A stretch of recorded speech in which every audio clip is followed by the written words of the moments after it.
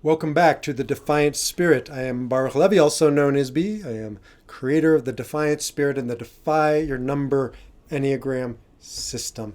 And I talk about all things logotherapy, the work of Viktor Frankl, Enneagram, an ancient personality system, and Kabbalah. I weave that in now and again. I'm a Kabbalist by training and spiritual practice, and so bringing all those things together for you here.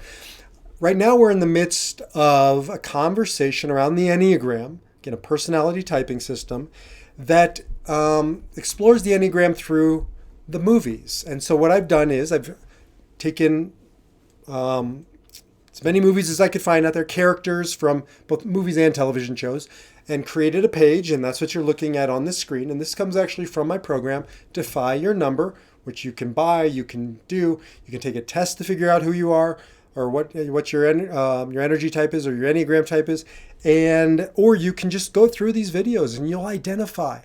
You have all 9 of these energies in you, all 9 of these personalities. You have one that's your default. So watch these videos and see if you can find your default through these characters. Now, I love doing it through movies because A, it's just fun, or TV shows, it's fun. It brings it to life.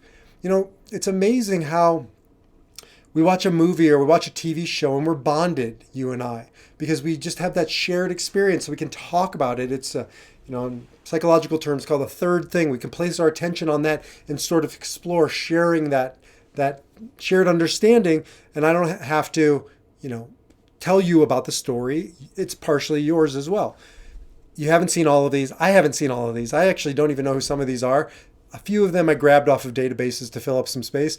Most of them I came to on my own, but all of them are 6s for various reasons. Now, they may not be 6s. I mean, first of all, they're caricatures, so they're make-believe. Like, I'm sure they have lots of different of the Enneagram energies in them, but by and large, this is either what I felt or what other people felt, and I'll tell you why. So let's talk about the 6. The 6 is called the Loyalist. Sometimes it's called the devil advocate. There's some other names for it, but it's part of the head triad. I'll show you behind me. There's if you're watching. If you're not watching, you can get this slide on the defiantspirit.org on the podcast page. Scroll to the bottom and you'll find the slide. But behind me, I'm looking at the Enneagram, and there's a triad called 5, 6, 7 called the head triad, and that's the thinking type. So 6 is right in the middle. And why this is important is because 6s are defined by thinking, but 5s, last week's conversation, the investigator really goes inwards, and it's a contemplative, or I'm putting all their attention on thinking. 7s go outward, so it almost looks like they're taking their thinking out into the world, or they're not thinking, they're doing. 6s are caught in the middle, and that's the case with all 3 of the middle of the triads. So 3, 6, and 9 are sort of conflicted, and they're around this triangle, as you can see. It's hard to do that backwards. And for 6s, that means that they kind of go back and forth, and there's this ping pong factor, and that's called anxiety. That's where it comes from, and not knowing which way is right and which way is wrong. 6s can have a very hard time making decisions, drawing a line, standing firm, right? Picking a side. 6s also have this longing to belong. They want to circle the wagons. They want to be on inside of those circled wagons. They want to be protected. They want to follow. They're natural followers. In our society, we wax poetic about leaders, but we need followers. Like, if everybody was a leader, we'd have a massive problem. So these are the foot soldiers. These are the worker bees. Now they can be some of the best leaders. They will step up. They just don't necessarily, they're not the ones who jump into the spotlight, right? The people you see on here, they can have some pretty big and harsh and hard personalities, and I'll tell you why. But they're usually not, look at me, I'm over here. That's much more of a 7. That's much more of a 3. That is not a 6. 6s are, they're all, I think of it as a bat, flies around using sonar. They're blind, I guess. Blind as a bat. And 6s fly around using anxiety, fear. When you're with a 6 because oftentimes they'll probe you with questions and questions and questions and questions. Now, I used to think that that was just them being a pain in the ass, not six, just the person's a pain in the ass, and they very well might be, but it's also their sonar. It's how they're bouncing energy off of things, you, whatever, to make sure they're safe. Safety, security, belonging. Now, sixes are the hardest to figure out their type for various reasons, one of which is because there's two very distinct types of sixes. There's what's called the phobic six, which is what it sounds like, a fear-based, they're all fear-based, a fearful, dominant, sort of, they lead with fear or anxiety. And then there's the counterphobic, and they almost run against their fear. They go away from their fear. They're both afraid. They're both anxious. We're all afraid and we're all anxious, but sixes very much at the center of their, the way they live in this world. And phobic sixes just embrace it, and you know it, and they know it, and you can feel it. It's almost, again, a caricature, an extreme, when that's just spilling out over. I'm thinking of like Larry David, who I'll come back to. But then the counterphobic six is much more tough guy, tough gal.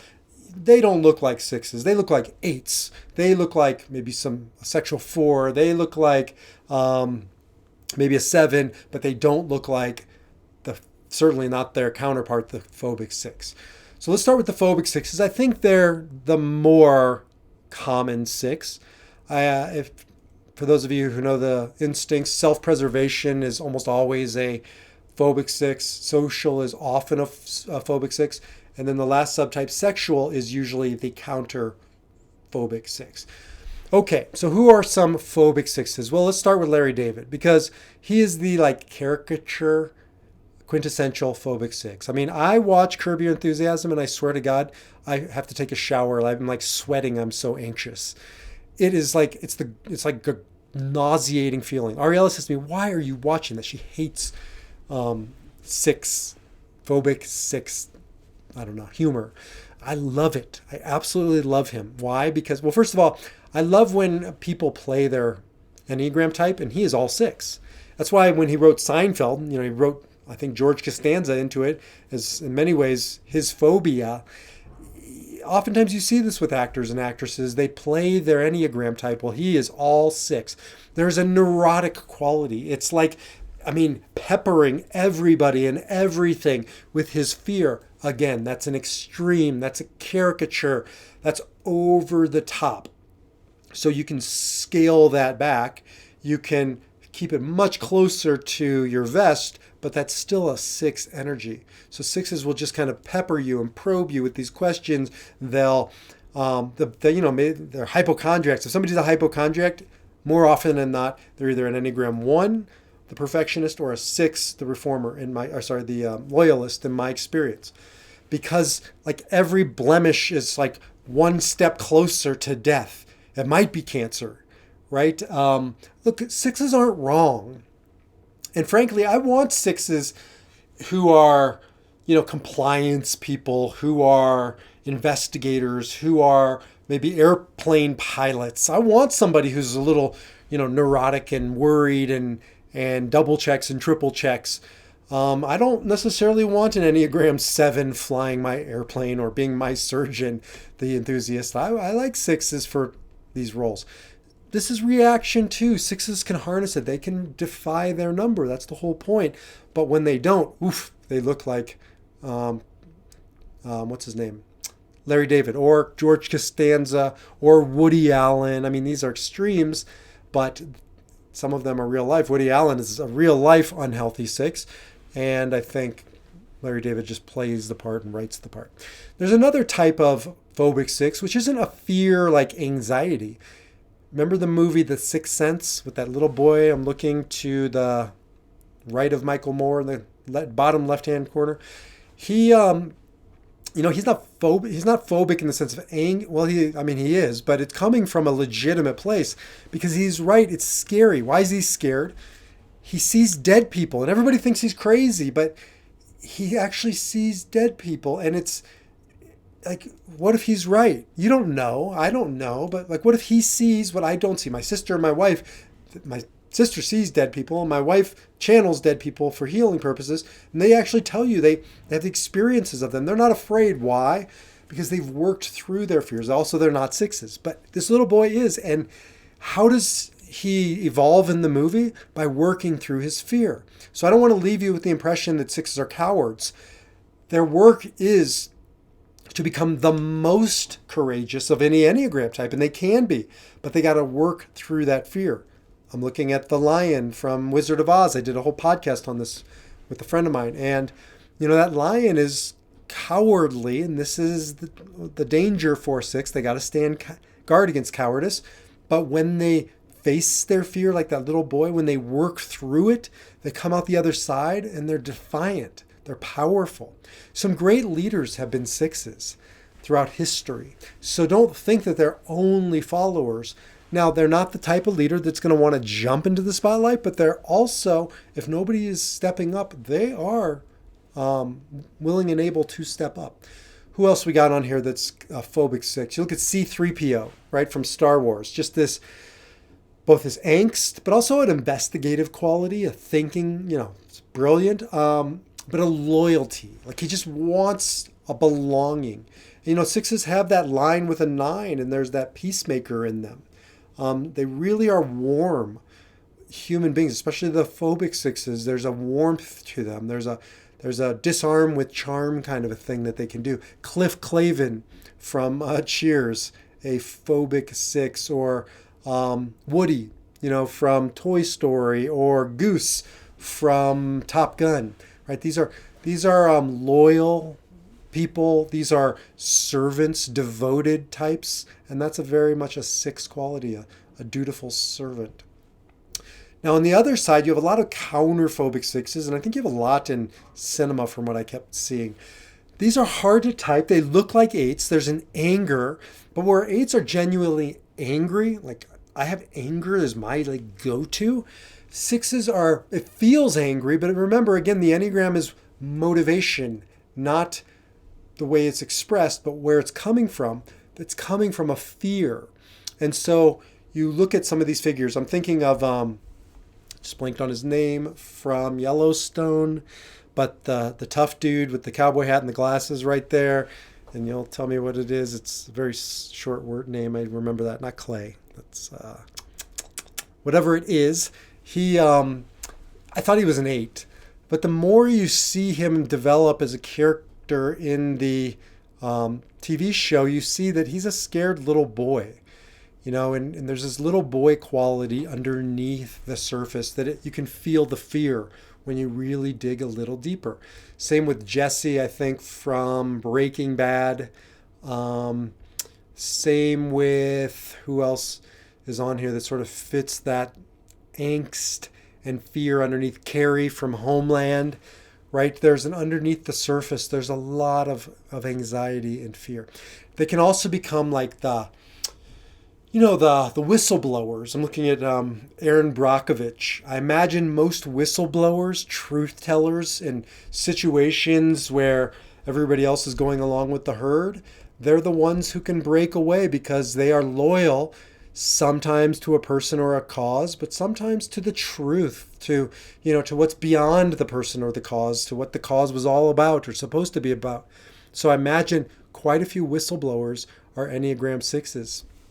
Again, the reluctant leader or hero. So I'm looking at the Walking Dead, and there's just too many characters all at once, but you know who I'm talking about. The guy right in the middle to the bottom right. Anyways, he just steps into the role of leader. I don't think he needs to be the leader. I don't think he necessarily wants to be the leader, but in the absence of leadership, somebody's got to serve this group. Or Private Ryan next to him from Saving Private Ryan. You have lots and lots of people who just step into that absence, and people will get behind them and follow because it's not coming from a Enneagram 3 type of place of wanting spotlight, or an Enneagram 7 of wanting freedom, and an Enneagram 8 of taking control. It's much more coming from a place of duty and service and honor when they're healthy. Now, you can be an unhealthy, reactive 6, like I'm thinking of Vladimir Putin. I think he's a reactive 6. And there's a more of a paranoia. There's more of a authoritarian fear that's just palpable and manifest. Might be an 8, but I think he probably is a 6. So you get the feel, you get the vibe. 6s are the most complex of all of the Enneagram types. They are a wide range of personalities, and I think if you go through this and play Name That 6 and watch these movies and these TV shows, watch them with your friend or your partner or your kids, and explore the nature of reacting or responding like an Enneagram number 6. I will see you in the Enneagram 7 video. Until then, defy your number and live your spirit.